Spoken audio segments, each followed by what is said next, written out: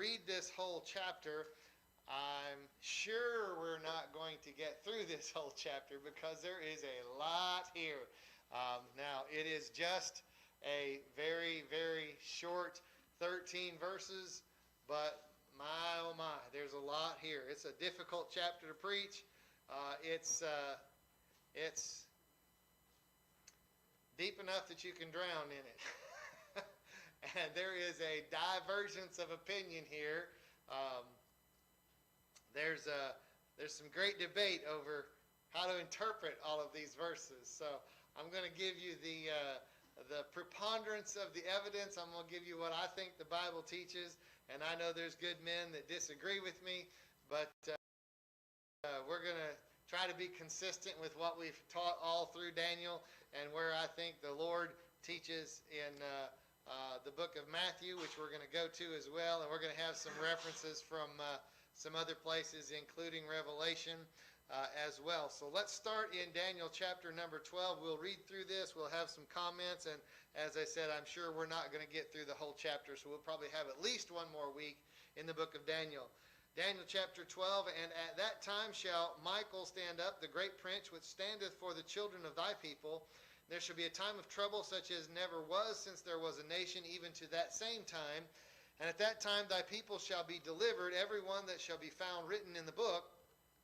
And many of them that sleep in the dust of the earth shall awake, some to everlasting life, some to shame and everlasting contempt. And they that be wise shall shine as the brightness of the firmament, and they that turn many to righteousness as the stars forever and ever. But thou, O Daniel, shut up the words and seal the book, even to the time of the end. Many shall run to and fro, and knowledge shall be increased. Then I, Daniel, looked, and behold, there stood other two, the one on this side of the bank of the river, and the other on that side of the bank of the river. And one said to the man clothed in linen, which was upon the waters of the river, How long shall it be to the end of these wonders? And I heard the man clothed in linen, which was upon the waters of the river, when he held up his right hand and his left hand unto heaven, and sware by him that liveth forever, that it shall be for a time and times and a half. And when he shall have accomplished to scatter the power of the holy people, all these things shall be finished. And I heard, but I understood not. Then said I, O my Lord, what shall be the end of these things? And he said, Go thy way, Daniel, for the words are closed up and sealed till the time of the end. Many shall be purified and made white and tried, but the wicked shall do wickedly. And none of the wicked shall understand, but the wise shall understand. And from the time that the daily sacrifice shall be taken away, and the abomination that maketh desolate set up, there shall be 1,290 days. Blessed is he that waiteth, and cometh to the 1,330 days. But go thou thy way till the end be, for thou shalt rest, and stand in thy lot at the end of the days. I want you to see first of all here that this is a prophecy about the time of the end. And we talked about that briefly last week in giving a bit of an interpretation about what happens in Daniel chapter 11. And as you recall, chapter 10 and 11 and 12 is all one unit. It all goes together. And so there's no division of subject here.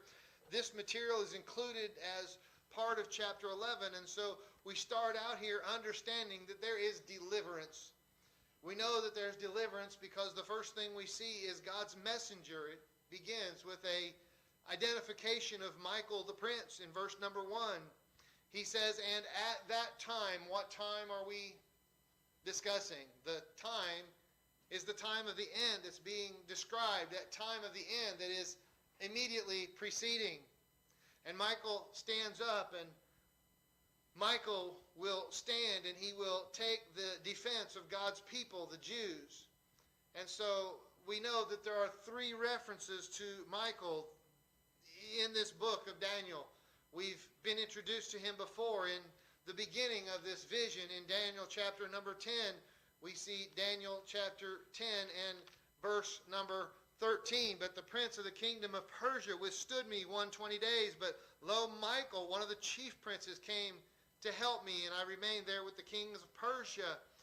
And again in verse 21, but I will show thee that which is noted in the scripture truth. There is none that holdeth with me in these things, but Michael, your prince. And then in chapter 12, verse number 1, again, Michael stands up. That great prince stands for the children of thy people. Daniel's people here is the Jews. In Jude 9, Michael is identified as an archangel.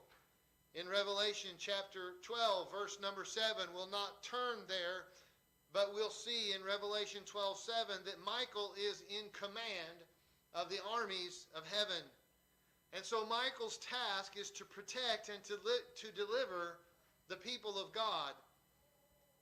Especially, he is given command to protect the Jews. And so we know that Michael is associated with the destruction of Satan. Michael is he is associated with the resurrection of the saints. Michael's the only archangel that is referenced in Scripture by name.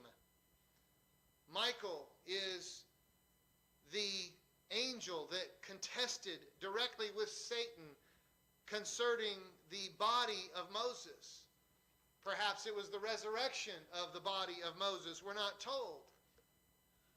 I wonder, when you go read the story of the incarnation, when it was the heavenly hosts that sang, the word for heavenly host is the heavenly armies that sang in the evening sky.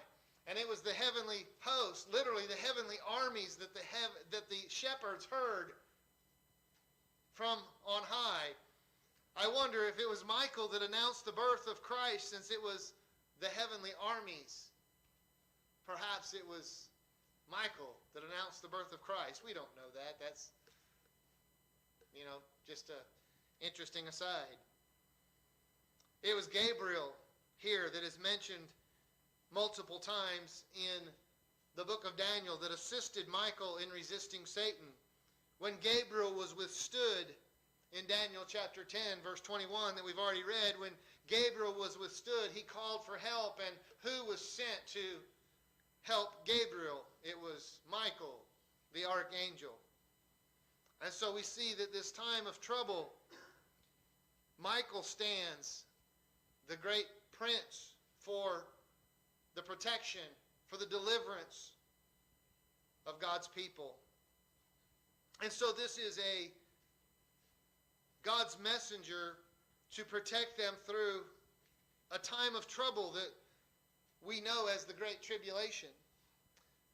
This is called the time of trouble here in verse number 1. There shall be a time of trouble as never was since there was a nation, even to that same time. And this is called here the time of trouble. Jeremiah references this in Jeremiah chapter number 30. Jeremiah calls it a time of Jacob's trouble. Ezekiel mentions this as well. Ezekiel chapter 20. In verses 34 through 38, he describes Israel shall pass under the rod.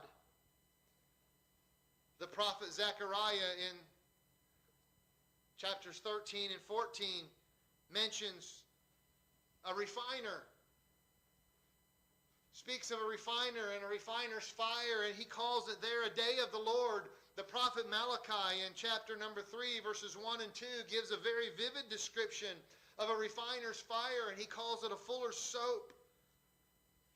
You're very familiar with John the Revelator, in the middle section of his book, from chapter 12 to chapter 19, gives a vivid, graphic, detailed description of this time of great tribulation, especially in chapter number 13. In chapter 13 of Revelation, we see a beast that is described. The beast is the Antichrist. He's a military and a political ruler. The second beast, also described in chapter 13, is a false prophet. He is a religious leader who gives homage and power to the Antichrist, and they both get their power from the dragon, Satan. If you'll turn with me to the Gospel of Matthew, we'll read the words of Christ who probably gives us the clearest explanation of this time. In Matthew chapter number 24, the clearest explanation, Jesus himself speaks of these days as a period of great tribulation.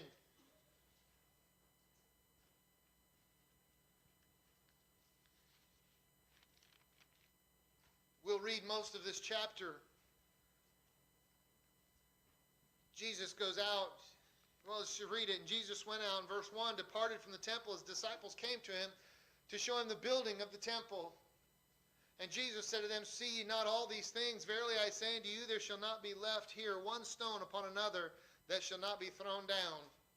And so they're showing him the picture of the temple.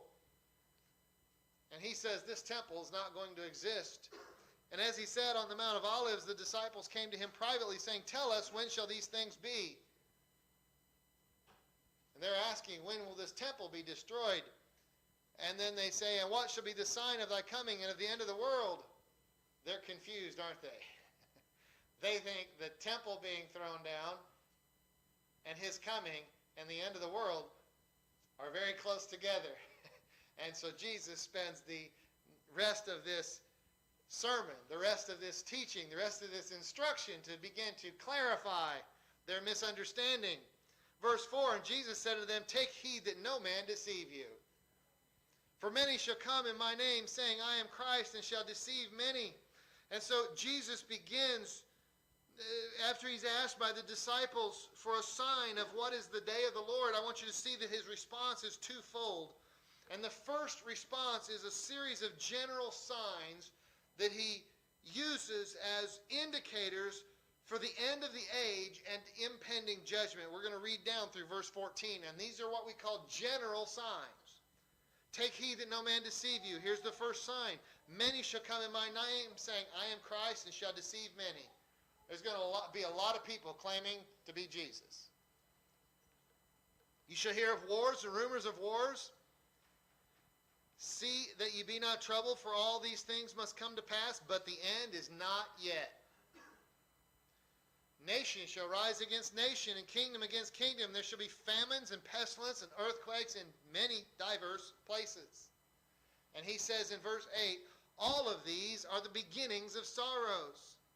Then shall they deliver you up to be afflicted, and shall kill you, and ye shall be hated of all nations for my name's sake. And then shall many be offended, shall betray one another, and shall hate one another. Many false prophets shall rise and shall deceive many, and because the iniquity shall abound, the love of many shall wax cold. But he that shall endure to the end, the same shall be saved. And this gospel of the kingdom shall be preached in all the world for a witness unto all nations, and then shall the end come. You see what he said there? So this first response is a series of signs that are used as indicators for the end of the age and impending judgment. And I want you to see specifically one thing he said here. In verse number 8, he says, all these things are the beginning of sorrows. And you get a Greek lesson even on Wednesday night. Verse number 8, that word sorrows is a Greek word that literally means birth pains. These are the beginning of the birth pains. Now you know what labor pains are, right? Labor pains come at the end of a pregnancy, right before the birth. They don't come all along. They come right at the end, right before the child comes. And so Paul echoes this very description in 2 Thessalonians chapter 5. Don't turn there, I'll read it to you. For yourselves know perfectly that the day of the Lord so cometh as a thief in the night. For when they shall say peace and safety, then sudden destruction cometh upon them, as travail upon a woman with child, and they shall not escape. So Paul uses the same analogy. All of these things come as travail upon a woman. You know the time's getting close because the birth pains have arrived. And as the time gets closer, the birth pains start to intensify, and the labor pains start to increase, and they start to get closer. Right?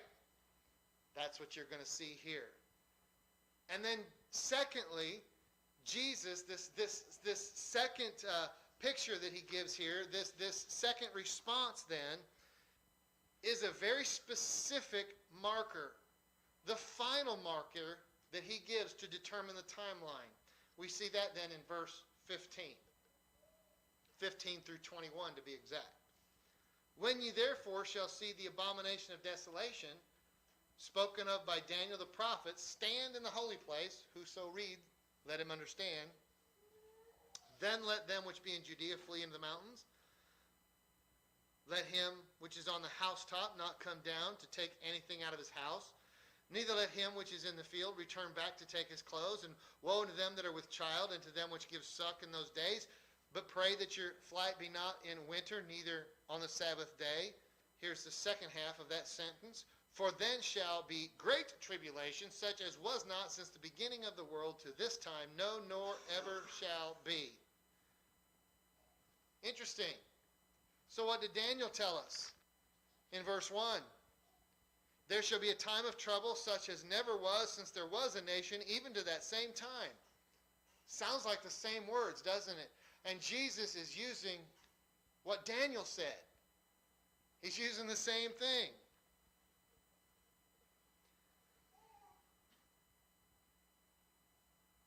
Verse 15 through 21 here, when Jesus is speaking, is a single sentence with directions between the subject and object clauses. In verse 15, he says, when you see the abomination of desolation spoken by Daniel the prophet, stand in the holy place. What's the abomination of desolation? The willful king, the Antichrist, the one who sets himself up as the protector of Israel against all the nations of the world, the one who then breaks his peace treaty, the one who then breaks his covenant with Israel and desecrates the temple. It's a description of what we talked about last week in chapter 11.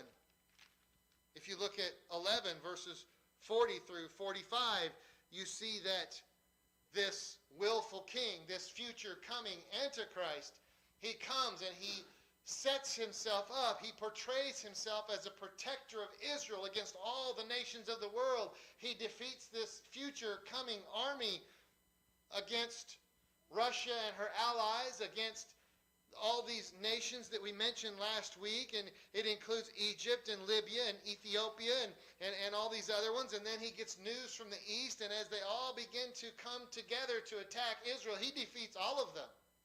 And he sets up his kingdom in the Holy Land. And Israel basically becomes the ally of this future Antichrist because he purports to protect them. And then he breaks that covenant and begins to persecute them. That's what we see at the end of chapter number 11. He begins to persecute God's people instead of helping them. And what does Jesus say? He says that marks the middle. Again, back in Matthew chapter 24. We've read through verse 21. For then shall be great tribulation. The specific time, we'll see in a minute that marks the midpoint. Then shall be great tribulation, such as was not since the beginning of the world to this time, no, nor ever shall be, except those days be shortened, there should no flesh be saved, but for the elect's sake those days shall be shortened. If any man say unto you, lo, here is Christ, or there, believe it not. We'll see why in a minute. Because this Antichrist sets himself up to be worshipped. And he's going to get power from a false prophet that makes himself look as if he should be worshipped. For there shall arise false Christs and false prophets shall show great signs and wonders, insomuch if it were possible they'll deceive the very elect. Behold, I have told you before. Wherefore, if they shall say unto you, behold, he's in the desert, go not forth. Behold, he's in the secret chambers, believe it not.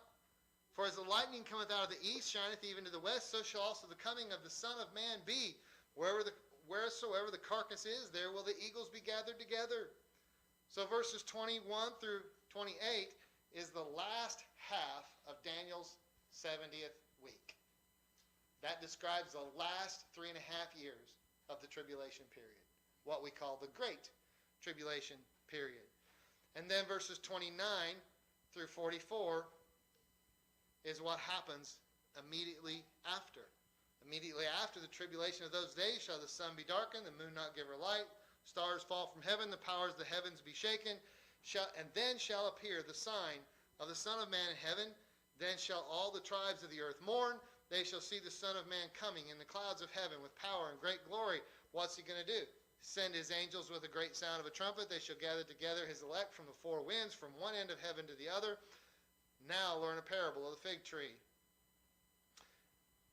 He says in verse 34, this generation shall not pass till these things be fulfilled. Heaven and earth shall pass away. My words shall not pass away. Now verse 36 is important. But of that day and hour knoweth no man, no, not the angels of heaven, but my Father only. That's going to be important in just a minute when we get to two angels that ask Jesus standing on the water when he's coming. We're going to see that in Daniel chapter 12. But as the days of Noah were, so shall also the coming of the Son of Man be. Verse 42. Watch therefore, for ye know not what hour your Lord doth come, but know this, if the goodman of the house had known in what watch the thief would come, he would have watched and would not have suffered his house to be broken up. Therefore be ye also ready, for in such an hour as ye think not, the Son of Man cometh. Now, all of that was to say, we're talking about here in Daniel 12, the period of the Great Tribulation. Jesus confirms it in Matthew 24. He speaks of the same period of time using the same language that Daniel speaks about. How do we know? Chapter 12 of Daniel, verse number 2.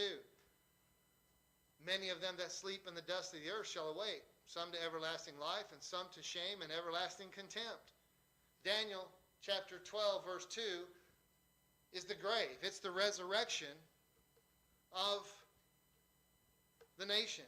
Daniel 12:2 is a description of the resurrection of God's people. It's a national resurrection. In most views, this is a national resurrection of Israel. The language here describes the rebirth, not all individuals, but of the rebirth of this nation. Now, the nation is made of individuals. This is in agreement. If you're taking notes, write down Ezekiel 37. Ezekiel 37 is Ezekiel's vision of the valley of dry bones.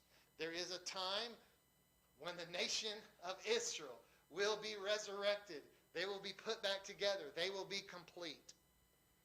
Isaiah 66 verse 8. Who hath heard such a thing? Who hath seen such things? Shall the earth be made to bring forth in one day, or shall a nation be born at once? The answer to that question is yes, absolutely. For as soon as Zion travailed, she brought forth her children. Most scholars believe that that is a reference to a restoration that happens, and a restoration that happens very, very quickly. It could happen in one day. And if it happens in one day, it will cause great astonishment, as is predicted in the prophet. Now, I'm going to burst a couple of bubbles, I think. Did that one day happen to occur on May 15th in 1948? The day that Israel was recognized as a state by the world leaders and welcomed into the United Nations? I don't think it did. I don't think the current political state of Israel is the future state of Israel that the Lord's speaking of. Okay? It's possible. It could be. But we haven't seen that resurrection of Ezekiel chapter 37 happen yet. Okay?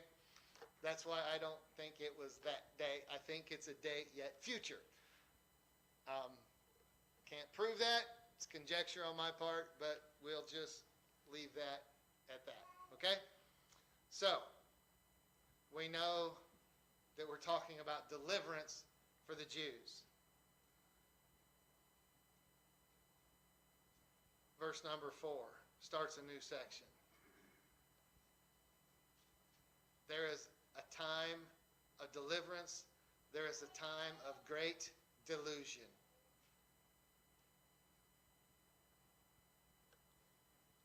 Verse 3 says, they that be wise shall shine as the brightness of the firmament, they that turn many to righteousness as the stars forever and ever. But thou, O Daniel, shut up the words and seal the book, even to the time of the end.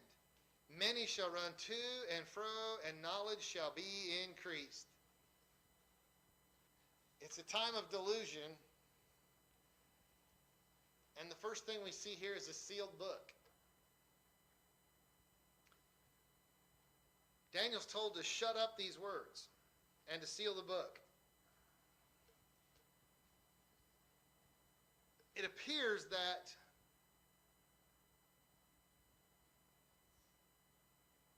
in spite of knowledge being increased,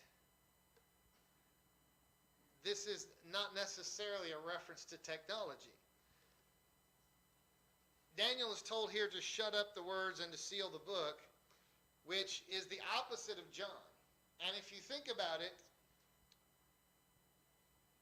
Daniel is a revelation, if you will, of the Antichrist. Daniel gives us a whole lot of information about who Antichrist is going to be. All these evil world powers. Revelation, John, is a revelation of Christ.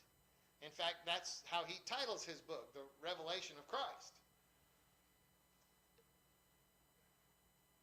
Daniel here is told to seal his book, which is quite the contrary. It's very much the opposite of John.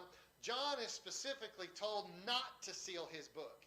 John's is an open book. Very difficult to understand, but it's an open book. Daniel's is a closed book. It's a sealed book. Daniel's people, and remember, we've said multiple times previously that this book is written primarily to the Jews. Now, we benefit from studying it, and we have lots of positive messages from it. We have a plethora of spiritual applications from it. But you remember that it switches in language. There's a couple of the historical parts that are written in Aramaic, but then it switches back to being written in Hebrew because it's written to the Jewish people. But Daniel's people don't understand it. They don't understand the interpretation of it. They don't understand the application of this book as we have studied it these last few months. In fact, the Jewish interpretation of the book of Daniel is drastically different than we've explained it in these few lessons. And so to the Jews, Daniel very much is still a sealed book. And so remember that Revelation is the unveiling of Christ, while Daniel unveils to us who the Antichrist is. And so, in a manner of speaking, Daniel is not sealed to the Christian. And what this verse is telling us is that Daniel's supposed to shut up the words. He's supposed to protect this and seal the book until a specific time. And that time is the time of the end. Why is that? Because something is going to happen at the end of days.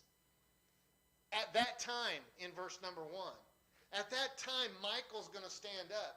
At that time, what's going to happen to the Jews? The nation of Israel is going to be drawn back together as Ezekiel prophesied. The bones are going to come back together. The Lord says they're going to look upon me whom they've pierced. All of a sudden, the Jews are going to understand Messiah, and they're going to understand who Christ is. They're going to understand at the end of times, they're going to understand that Jesus Christ was the fulfillment of the Messiah, and their eyes are going to be opened. Understand that their eyes are blinded in part for the benefit of those of us who are Gentiles, so that we could be grafted in. But at that time, at the latter days, at the time of the end, those blinders for the Jews are going to be removed. And they'll have perfect clarity at that time. And verse 12, or chapter 12, verse 1 says, and at that time. Verse 4, shut up the words and seal the book, even to the time of the end. And at the time of the end, there's going to be many that run to and fro. And the significance of that phrase is that there's going to be a search for knowledge. There's going to be a search for knowledge, not in the sense of technology, because we know more and more all the time about technology. I used to have a professor that I worked with. He says we know more and more all the time. We know more and more about less and less, and pretty soon we're going to know everything about nothing. The emphasis here is there's running to and fro, seeking meaning. There's going to be so many world events. There's going to be such a trouble in the world. It's a time of tribulation. It's a time of political unrest. There's going to be a running to and fro seeking meaning. There's going to be a running back and forth seeking peace.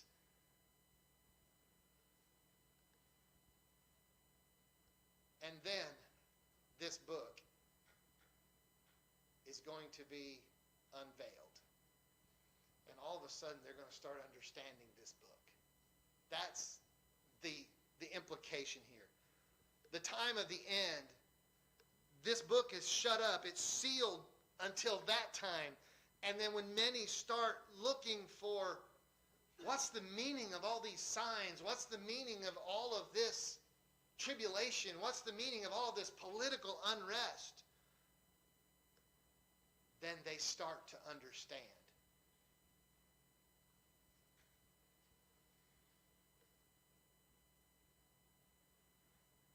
In fact, that's what verse 10 says. At the very end of verse 10, and we're going to study this again next week. I'm looking at the clock. Look at the end of verse 10. None of the wicked shall understand, but the wise shall understand. That's kind of telling us the same thing here that verse 4 is. That at the time of the end, many shall run to and fro, and knowledge of this book shall be increased at the end times, when their blinders are removed. And so, it's a time of great delusion.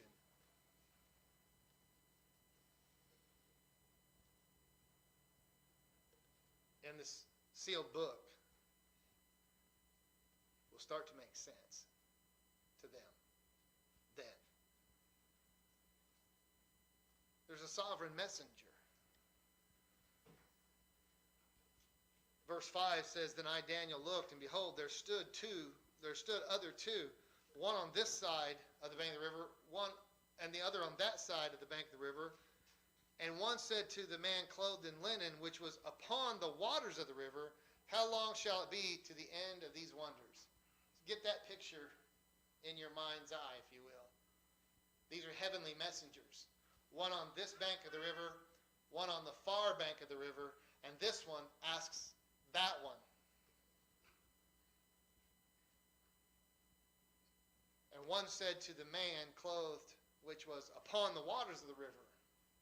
So you have a heavenly messenger, one on each side of the river, and you have a man clothed in white linen on the waters of the river. What's that look like? Well, let me remind you that Daniel and John agree, and they have the same timeline in view. Again, everyone's not in agreement with this, but I will say that that is two witnesses that are giving witness to Christ, which is standing clothed in white linen. The one said to the man clothed in linen on the waters of the river, How long shall it be to the end of these wonders? And what did Jesus say in Matthew 24 that we read? Nobody knows, not even the angels of heaven. And so the angels, the witnesses, messengers that are asked, what are they asked? How long shall it be to the end of these wonders? And so these verses picture two heavenly messengers speaking to the third person, and this third one stands upon the waters, and what does he do? He lifts his voice to heaven, and what did Jesus say? Nobody knows, not even the Son, only the Father knows. And so what does this third, clothed in linen, who swears by him that liveth forever, who would dare to do that? Only the one that liveth forever himself. And so this one standing upon the water must be Christ. This description, if you read it, clothed in linen, upon the waters of the river, he holds up his right hand and his left hand unto heaven, swears by him that liveth forever. And only he knows. That description is so similar to what we read in the first chapter of Revelation. It's interesting to me that the angels do not have this information, but they have to ask. And who would they ask? Who possesses more knowledge than the angels? Who is it that possesses more information than the messengers of God himself? And so these heavenly messengers must appeal to a higher authority to find their answers to the perplexities that Jesus himself said, I don't know, only the Father knows. They must be speaking to Christ, and this must be a picture of Christ asking the heavenly sovereign. And of course he gives the answer that it is for a time, times, and a half. And when he shall have accomplished to scatter the power of the holy people, all these things shall be finished. And so we know there that that is a sovereign messenger that answers the question to Daniel's sealed book. But he gives him a shrouded answer.